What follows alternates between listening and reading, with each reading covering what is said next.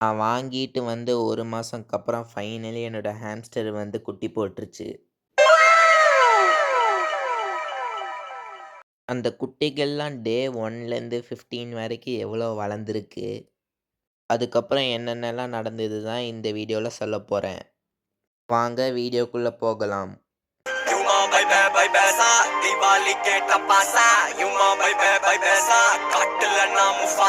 அதுவும் என்னோட ஹாம்ஸ்டர் வந்து 4 குட்டி, 5 குட்டியெல்லாம் போடல.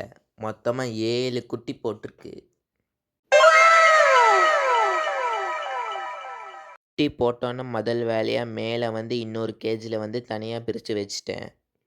இல்லாட்டி மேல் வந்து குட்டிகள சாப்பிட்றக்கு கூட வாய்ப்பு இருக்கு. என்ட்ட வந்து தனியா ஒரு கேஜ் இல்லாதனால டெம்பரவரியா ஒரு டப்பால தான் போட்டு வச்சிருந்தேன் மேல. வைக்கோல வந்து ஹாம்ஸ்டருக்கு வந்து பெட்டிங்கா யூஸ் பண்ணனால அத வச்சு பறவை கூடு மாதிரி கட்டி வச்சிருந்தது. அதோட குட்டிகள பாதுகாக்கறக்கு. இந்த வீடியோல வந்து உங்களுக்கு பார்த்தாலே தெரியும். ஹாம்ஸ்டர் குட்டிகள் வந்து எவ்வளோ சின்னதா இருக்குன்னு. ஒரு விரல் சைஸுக்கு கூட இருக்காது.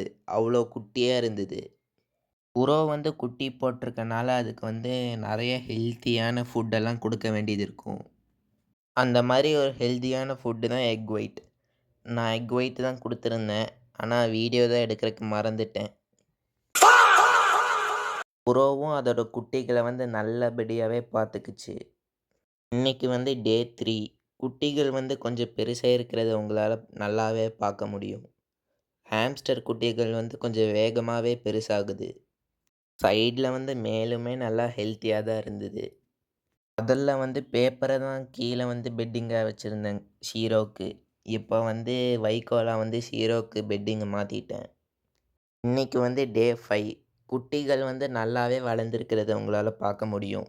டே 5ல வந்து லைட்டா அது மேல வந்து முடியும் வளர ஆரம்பிச்சுச்சு. இன்னைக்கு வந்து டே 10. குட்டிகளுக்கு வந்து கேரட்டெல்லாம் துருவி போட்டிருந்தேன். அது வந்து சாப்பிட்றத வந்து உங்களாலே பார்க்க முடியும். ஹாம்ஸ்டர் குட்டிகள் வந்து சாப்பிட ஆரம்பிச்சுட்டா அது வந்து ஹெல்த்தியா இருக்குன்னு அர்த்தம். இன்னைக்கு வந்து டே 12. குரோ வந்து எவ்வளோ அழகா அதோட குட்டிகளுக்கெல்லாம் பால் குடுக்குதுன்னு நீங்க வந்து இந்த வீடியோவ பார்த்தாலே உங்களுக்கு தெரியும்.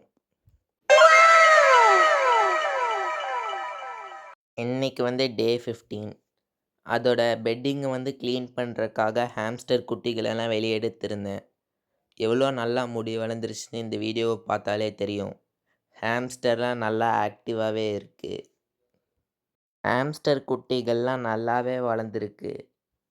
குட்டிகள வந்து தண்ணி குடிக்கிற வரைக்கும் அதோட அம்மாவ விட்டு பிரிக்க முடியாது. உங்களுக்கு இந்த வீடியோ புடிச்சிருந்தா லைக் பண்ணிக்கோங்க. இதே மாதிரி இன்னும் நெறைய ஹாம்ஸ்டர் அப்டேட்ஸ்க்கு சப்ஸ்கிரைப் பண்ணிக்கோங்க.